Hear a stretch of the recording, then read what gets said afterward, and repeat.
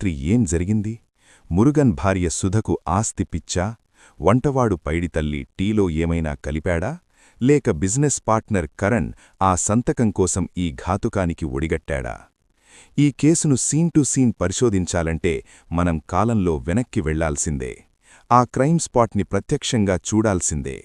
కథను ఎక్కడా స్కిప్ చేయకుండా చివరి వరకు వినండి.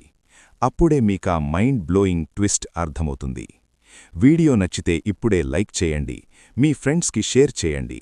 మన ఛానల్ని మొదటిసారి చూస్తున్నట్లయితే ఇలాంటి మరిన్ని క్రైమ్ అండ్ మిస్టరీ కథల కోసం ఇప్పుడే సబ్స్క్రైబ్ చేసుకోండి. ఇంకెందుకు ఆలస్యం, పదండి ఆ క్రైమ్ స్పాట్కి టైం ట్రావెల్ చేద్దాం. The silent death.